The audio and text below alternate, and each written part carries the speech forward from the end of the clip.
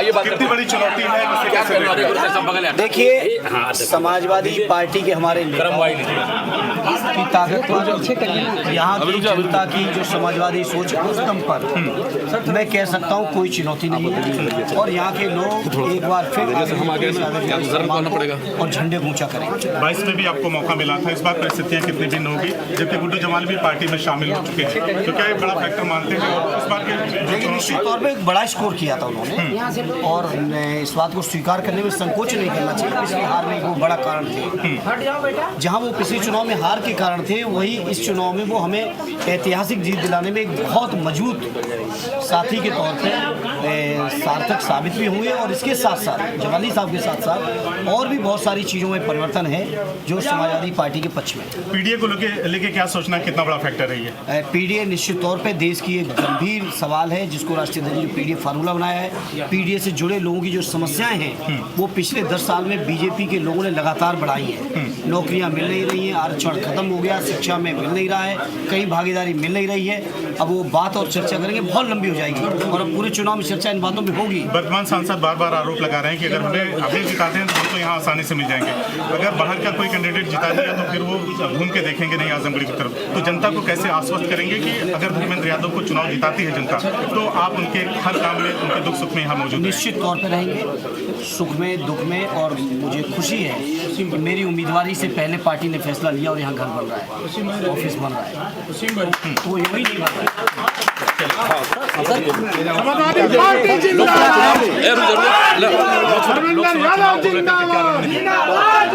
रणनीति बताने की चीज नहीं है, लेकिन जनता के समर्थन की दम पर ऐतिहासिक जीत।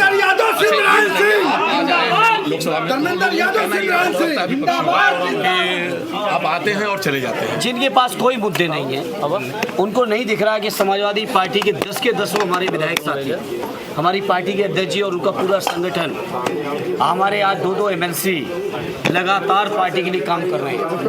और जहाँ तक मेरा सवाल है, मुझे राष्ट्रीय अध्यक्ष जी ने बधाई के लिए आदेश किया था, मैं बधाई के लोगों के बीच में था। आज जब उन्होंने आजमगढ़ के लोगों के बीच भेजा है, तो जिस तरीके से बधाई के लोगों के बीच रह के मैंने सेवा की है, मैं कोशिश करूँगा उससे भी ज़्यादा सेवा आजमगढ़ के लोगों के बीच। निरोगा का एक आरोप है कि क्यों यादव आजमगढ़ में नहीं मिले, क्यों परिवारवाद का ये? देखिए, उनके पास आरोपों के कोई तथ्य नहीं है। मैंने कहा आपसे शुरुआत में और साथियों से भी कहा, कलाकार है, उनको बीजेपी के लोग स्क्रिप्ट लिख के देते होंगे जिस पे वो बोलते हैं, इसलिए उनकी बातों को मैं सीरियस उस दिन से लेना बंद कर दिया जिस दिन राष्ट्रीय अध्यक्ष जी के 19 के चुनाव उन्होंने कहा था कि ब्रह्मा भी नहीं हरा सकते, अगर आप सबको याद हो। मैं उस दिन के बाद उनकी बातों को, जो व्यक्ति ईश्वर को भी चुनौती दे, मैं उनकी बातों को क्या करूं, क्या यकीन करूं? आप आए हैं, होली भी है सामने, तो क्या आजमगढ़ वासियों को संदेश? मैं आजमगढ़ के लोगों को सबसे पहले मैं प्रणाम करता हूं, नमन करता हूं, और मैं उम्मीद करता हूं कि जिस परंपरा को सदैव नेताजी ने, आदरणीय अखिलेश जी ने निभाया, उसी परंपरा का एक अंग मानते और समझते हुए मुझे भी अपना आशीर्वाद देंगे। और उनको मैं यकीन दिलाता हूँ, चाहे यहाँ की स्थानीय समस्याएं हो, या स्थानीय तरक्की विकास का सवाल हो, या देश की संसद में जो आजमगढ़ के आगे गौरव रहा है उस गौरव को बढ़ाने का सवाल हो, मैं हर संभव प्रयास करूँगा कि आजमगढ़ घटना के लिए क्या? बधाई की घटना बहुत दुर्भाग्यपूर्ण है। मैंने अपने जीवन में शायद इस तरह की घटना न सोची होगी न देखी होगी कि इतने मासूम बच्चों की इस तरह निर्मम हत्या की जाए। ये टोटल कानून व्यवस्था का फेलियर है। ये थे हमारे साथ। बहुत लेट है, हम रुकेंगे, हम लोग यहीं रहेंगे। अच्छा, लेट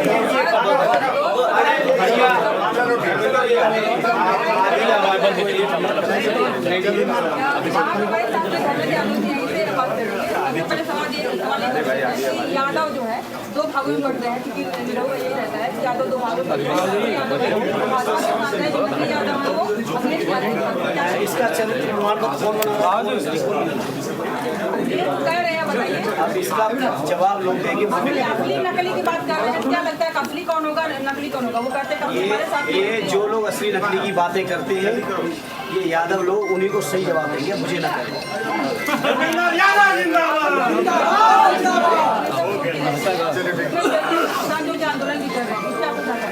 निश्चित तौर पे इनके किसान आंदोलन का हम लोग समर्थन किए नहीं, उसको जो उनकी मांग है उस मांग को पहले समझना चाहिए सरकार को।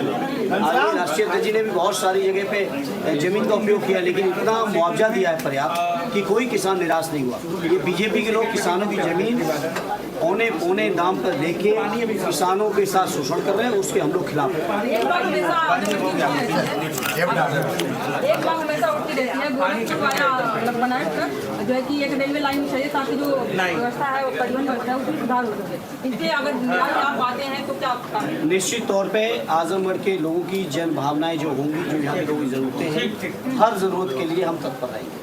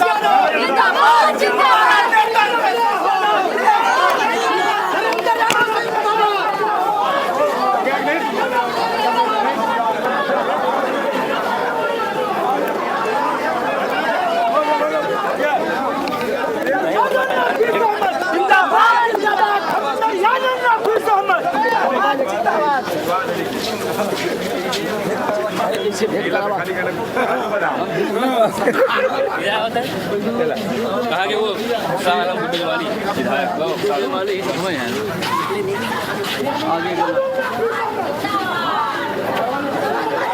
हम तो तब तक गए भाई तुम्हें शादी ना देंगे तो नहीं पाए भैया जो वेट कर लो इधर आ जाओ इधर ए भैया हट जाइए आप कहाँ हैं यार अरे मैं दुकान धरती मिलाइए पहले लाजी भैया लालजी क्रांतिकारी जिंदाबाद बनाना नहीं जाओगा। देखिए अभी धर्मेंद्र यादव के साथ में शाह आलम गुड्डू जमाली भी आए हुए हैं और बातचीत करने का प्रयास करेंगे। जिस प्रकार से एक सरगर्मियां हैं 2022 चुनाव में गुड्डू जमाली भी लड़े हुए तो कहीं कहीं सबक नुकसान हुआ था, ऐसे में अब साथ में आ गए हैं तो क्या कुछ माहौल बना हुआ है? भैया हर जी थोड़ा सा हटिए भैया माहौल है भैया। अच्छा अरे भैया यार तो साइड में बात भैया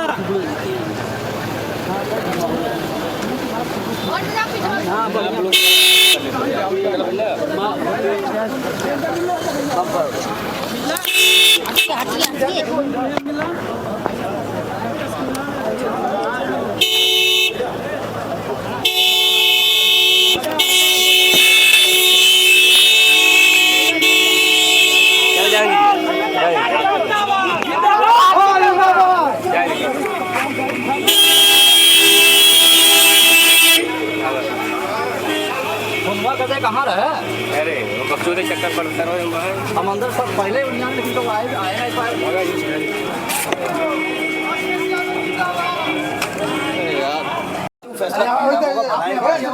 समाजवादी पार्टी की बहुत मजबूत इलाका है, वहाँ से हर हाल में पार्टी के लोग जीतेंगे, चाहे वो उम्मीदवार चाहे वो मिर्जापुर में जो है प्रत्याशी जो है दावा ले रही है और समाजवादी पार्टी जो है प्रत्याशी उतार दिया है, क्या लगता है कहीं आपस में? देखिए बड़े मुद्दे हैं, पार्टी के राष्ट्रीय अध्यक्ष कहाँ किसको क्या किसी जरूरत है उसका मेरे विषय नहीं है। मुझे उन्होंने आदेश दिया है आजमगढ़ के लोगों की सेवा का और मैं कोशिश करूँगा अपनी संपूर्ण क्षमता के साथ यहाँ के लोगों की सेवा कर सकूँ और जिस उम्मीद के साथ आजमगढ़ के लोग आज मुझे सम्मान दे रहे हैं उनकी हर उम्मीद को मैं पूरा कर पाऊँ, यही मेरा प्रयास है। कहीं न कहीं 2022 के लोकसभा चुनाव में गुड्डू जमाली जी हार का कारण बने, आज आपके साथ कितनी मजबूती होगी? निश्चित तौर पे गुड्डू जमाली जी ने उसने बहुत बड़ा स्कोर किया था और वो लोकप्रिय नेता हैं और आज हम समाजवादियों के लिए बहुत खुशी का विषय है कि इस चुनाव में न केवल वो हमारे साथ हैं बल्कि बहुत तबीयत के साथ वो स्वयं जिम्मेदारी लेके मुझे चुनाव लड़ा रहे हैं। तो इसी से आप अंदाजा लगा सकते हो परिणाम किधर जाने वाला है। लोकसभा चुनाव